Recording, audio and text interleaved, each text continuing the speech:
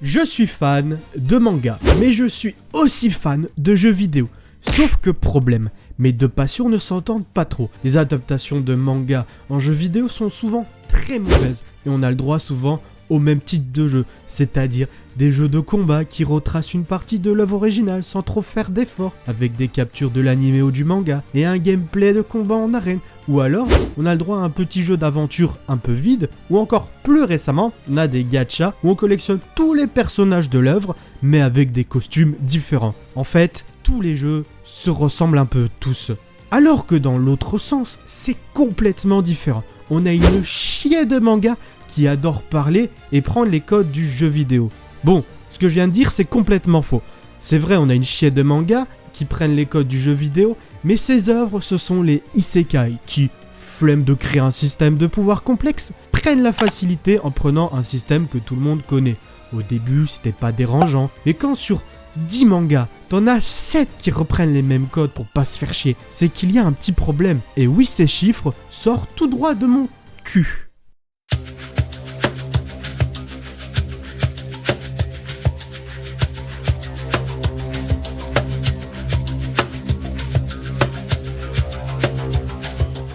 Bon, il y a un moment, le fait d'avoir des jeux vidéo moyens et médiocres et des mangas pas ouf, genre des isekai, c'est devenu la norme. Mais depuis quand? Bon, on va déjà commencer par les jeux vidéo. Lorsqu'on tape sur Google le premier manga à être adapté en jeu vidéo, on tombe sur Dragon Ball, le secret du dragon en 86, développé par TOS, un studio dit ninja car ne veut pas être crédité lorsqu'ils font de la sous-traitance. Sauf que ce studio, il a fait tous les jeux Dragon Ball sur Super NES jusqu'en 95.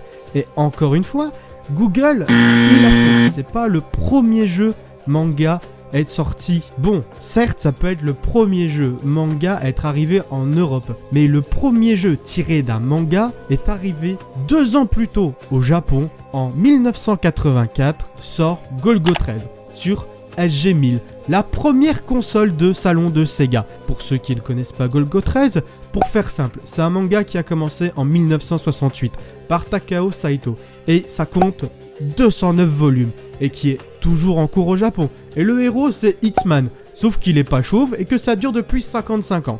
Donc le jeu doit être une dinguerie vu que c'est fait par Sega, l'un des géants du jeu vidéo de l'époque. Sauf que le jeu est sorti au tout début de Sega. Au tout début de Sega, et ben les jeux ils ressemblaient pas à grand chose, donc Golgo 13 il ressemble à ça. Et le but du jeu c'est de détruire les fenêtres du train pour que les passagers puissent sortir. Et quand tu détruis toutes les fenêtres, tu passes au niveau suivant. C'est le même niveau mais avec une difficulté augmentée. Bon, bien que ce jeu ait la licence Golgo 13, on voit très clairement que c'est un jeu d'arcade quand même. Bon, niveau console, il n'y a pas grand chose. Mais est-ce qu'on a des jeux tirés de manga sur micro-ordinateur de l'époque? Et la réponse est oui. Plus précisément, sur la NEC PC 88, sort des jeux tirés de manga populaires du moment. Donc, le premier jeu PC tiré d'un manga, c'est La Maison Ikoku, ou en français, Juliette, je t'aime. Merci le Club Dorothée pour ce merveilleux titre. Bref, c'est un visual novel. Pour ceux qui connaissent pas, en gros, c'est tu lis une histoire, tu dois faire des choix qui vont impacter l'histoire au global et aussi la fin. Bon, au bout d'un moment, je vais pas vous faire une liste de tous les jeux manga qui sont sortis depuis le début des années 80 jusqu'en 2023. Sinon la vidéo durait 3 heures. Mais juste, il faut qu'on trouve le jeu par lequel ça a merdé quoi. Le jeu qui est mauvais, qui s'est bien vendu et qui a foutu la merde. Est-ce que vous vous souvenez du jeu Dragon Ball que j'ai parlé tout à l'heure? D'ailleurs JDG, on a fait une petite vidéo à l'ancienne. Pour moi, c'est l'origine du problème. Parce qu'en fait, le jeu, il est mauvais et ça s'est très bien vendu. Quand les marketeurs, ils ont vu ce jeu qui est pas ouf, qui a la licence Dragon Ball et qui a fait plein de ventes et donc ramené plein d'argent, évidemment que ceux qui veulent se faire de l'argent facile vont recopier ce modèle. Moi je dis, c'est à cause de ce jeu Dragon Ball qu'on a actuellement plein de jeux de combat pas ouf ou des jeux d'aventure pas ouf avec un skin manga qui se vend minimum à 1 million d'exemplaires pour faire de la thune facile. Donc on vient de voir à quel moment les jeux vidéo ça a merdé. Maintenant on va passer du côté du manga. À quel moment installer des codes de jeux vidéo dans le manga c'est devenu la facilité. Donc on reprend déjà les bases. Quand on pense manga qui parle de jeux vidéo, la première œuvre qui nous vient en tête c'est Sword Art Online, l'un des plus gros succès du début des années 2010.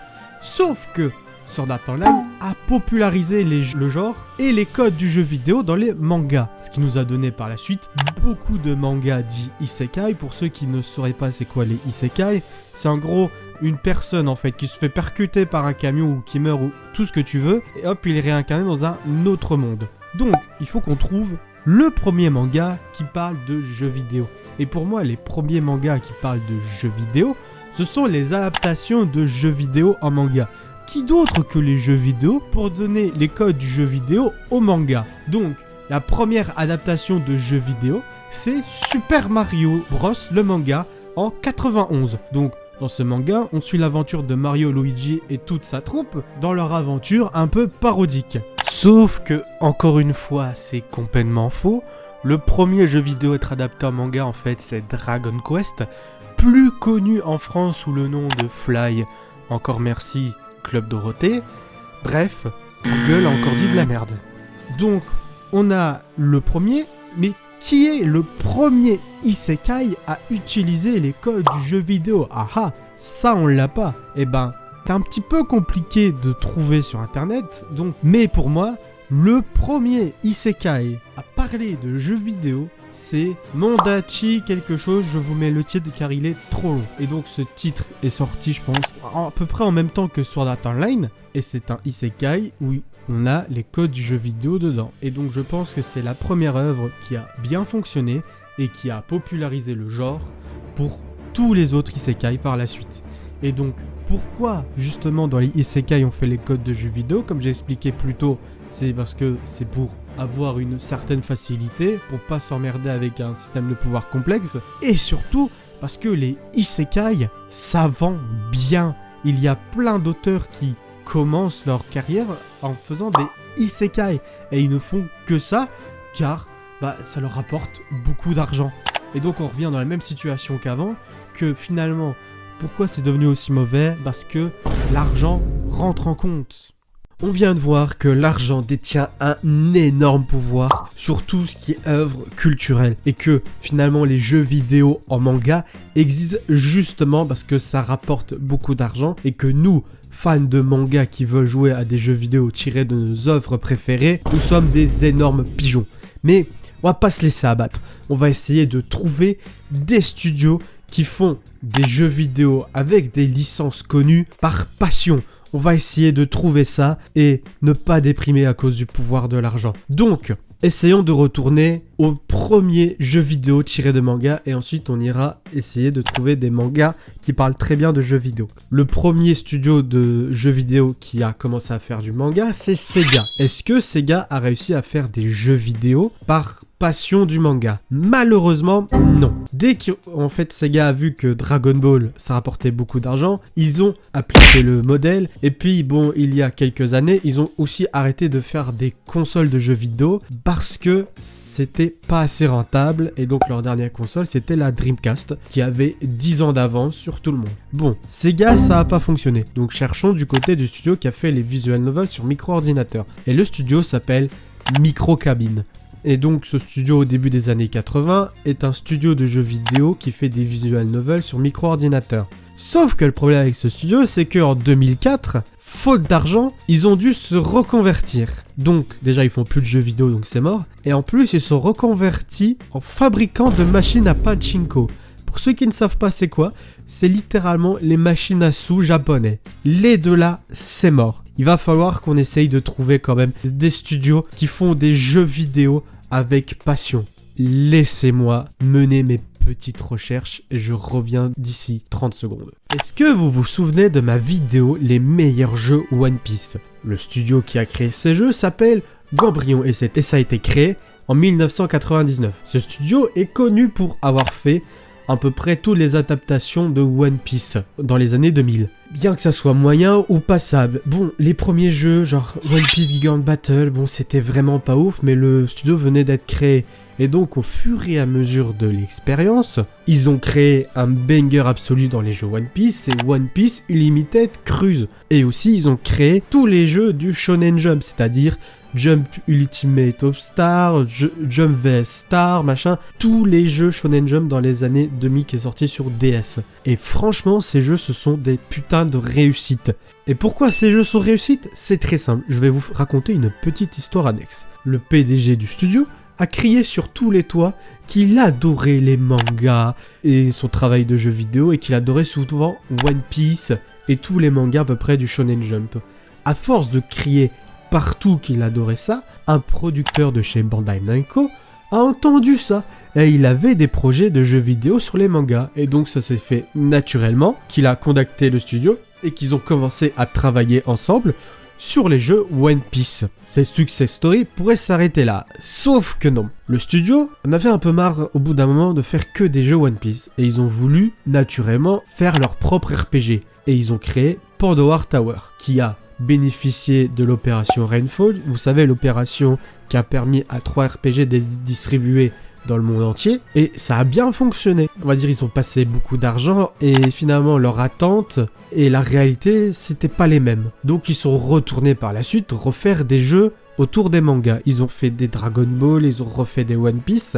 Le problème c'est que la qualité des jeux entre-temps a un peu baissé. Franchement, leur dernier jeu en date, c'est One Piece World Seeker, qui est connu pour être pas un mauvais jeu, un mauvais monde ouvert. On se fait chier, il n'y a pas grand chose à faire quoi. C'est un peu dommage. Ce studio avait un potentiel de dingue et il n'a pas été exploité correctement. Le deuxième studio, c'est CyberConnect 2. Créé en 1996, qui est connu pour avoir fait des très bons jeux Naruto, JoJo's Bizarre Adventure et autres. De base, le studio a développé des jeux pour la saga Hack, qui est une saga qui est connue pour être transmédia, c'est-à-dire qu'il existe aussi un manga et un animé Hack. Et je vais être honnête, ce studio j'en avais un petit peu rien à foutre, parce que en vrai, il est surtout connu pour avoir fait beaucoup de jeux vidéo Naruto. Et Naruto, j'aime pas ça, et je m'en tape un peu de ces jeux vidéo. Mais je me suis quand même renseigné pour le bien de cette vidéo. Si on parle d'Arena Fighter, ce sont des très bons Arena Fighter, et je crois que les Naruto Ultimate Storm font partie des meilleurs jeux de combat tirés d'animé. En plus de ça, ils ont aussi fait des JoJo's Bizarre Adventure en format combat qui respectent extrêmement bien l'œuvre. Donc voilà pourquoi je parle de CyberConnect 2. Car c'est un studio qui est connu pour respecter à 100% les œuvres qu'ils adaptent en jeu de combat. Bon, il y a une petite dernière exception, avec leur dernier jeu Demon Slayer, qui bon, en vrai, il est pas ouf.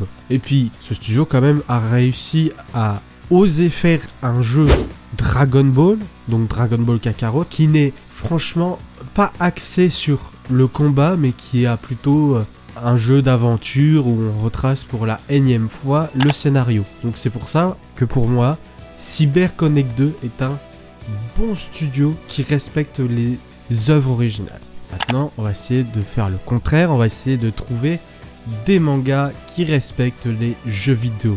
On va commencer par ça. Forcément, quand on parle manga et jeux vidéo, on va forcément parler de Sword Art Online, qui est en vrai une très bonne œuvre, même si bon, elle est connue pour avoir quelques épisodes masterclass, ensuite de la merde, ensuite nouveau masterclass, après nouveau c'est nul. Et en vrai, vous avez pas tort, Sword Art Online c'est une très bonne œuvre, mais bon, même si ça parle un peu de jeux vidéo, on est quand même plus dans une romance survivale, coincé dans un jeu vidéo, que ça parle réellement de jeux vidéo. Ça, Sword Art Online, je suis ok. Ensuite, si vous voulez vraiment une œuvre type Sword Art Online, mais plus récente et que ça parle vraiment de jeux vidéo, de tryhard comme pas possible, et ben il y a Shangri-La Frontière qui est en vrai une très bonne œuvre aussi pour moi, où on suit un joueur qui est cheaté presque dans tous les jeux qu'il joue et il est arrivé dans un jeu d'aventure où il rencontre des difficultés. En vrai, cette œuvre aussi, je trouve que c'est une très bonne œuvre qui respecte les jeux vidéo et qui en parle très bien, surtout des tryharders de merde. Donc on a trouvé déjà 2 bonnes œuvres qui parlent de jeux vidéo. Mais dans mes précédents points, on avait dit que le problème c'était les isekai qui parlent de jeux vidéo.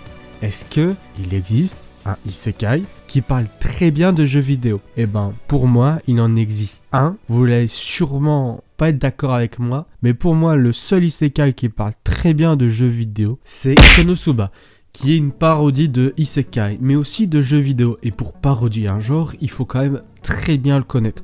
Et pour moi, je pense que Konosuba est l'un des isekai qui parodie extrêmement bien le genre isekai, mais ainsi que tous les aspects d'un joueur de jeux vidéo qui veut tout faire pour être super cheaté alors qu'en vrai, il est nul au jeu quoi. Après tout ce qu'on a vu, les jeux vidéo et les mangas, c'est compliqué. D'un côté, nous avons les marketeurs qui ne voient que les chiffres et voient que faire des jeux vidéo sur des mangas, ça rapporte gros. Car tous les fans, ce sont des énormes pigeons et en plus des gros sacs à fric. Qui ça leur rapporte gros, ils vont faire des économies sur le développement du jeu. Donc ils vont sortir souvent un jeu moyen ou mauvais qui va satisfaire les fans. Et souvent c'est un jeu de combat ou un jeu d'aventure car c'est qu'est-ce que tout le monde fait. Et en plus, ça va reprendre des morceaux du manga ou de l'anime pour gagner du temps et faire des économies aussi. Et n'oublions pas aussi les gachas qui rapportent beaucoup de thunes grâce aux cosmétiques. On pourrait croire qu'on n'aura jamais que des jeux mauvais. Sauf que vous faites erreur. Il existe aussi des studios de jeux vidéo qui aiment les mangas et qui vont faire leurs jeux pour faire plaisir aux fans et non pas par appât du gain. Ce sont une espèce rare, mais ils existent. Et dans l'autre sens, au risque de me répéter cette fois-ci, il y a plein d'auteurs qui veulent devenir mangaka professionnels et gagner leur vie. Sauf que le métier est précaire et donc pour essayer de gagner leur vie, ils vont faire des isekai en repompant tous les codes du jeu vidéo car ils n'ont pas de temps pour tout préparer et ils espèrent quand même que ça va percer. Après, c'est pas leur faute, c'est l'industrie qui est comme ça, mais je trouve quand même dommage que les codes du jeu vidéo soient utilisés de cette manière. Après, il y a aussi d'excellents mangas qui parlent de jeux vidéo, mais il faut bien chercher. Et pareil, c'est une espèce rare. Donc, si vous voulez arrêter de jouer à ces jeux nuls ou de lire ces isekai qui ne racontent presque rien à part du vide, la solution qui vient à vous, c'est arrêter de consommer ce genre de merde en fait. Et essayer plutôt de trouver des jeux face au manga, genre Xenoblade ou Persona, qui sont des très bons jeux alors qu'il n'y a pas de licence dessus. Ou alors, essayer de trouver des mangas qui parlent très bien de jeux vidéo, genre récemment Shangri la Frontière. Après, si vous avez la flemme, vous pouvez toujours vous plaindre sur Twitter et laisser le pouvoir de l'argent et les marketeurs prendre votre argent et ne rien faire et gagner. C'est vous qui voyez. Est-ce que vous voulez vraiment un jeu où il y a marqué One Piece et le jeu c'est de la bouse, ou alors un jeu où il y a marqué un garçon avec un chapeau et le jeu c'est une masterclass absolue. C'est vous qui choisissez. Allez, je m'arrête sur ça et sur ce, à la prochaine.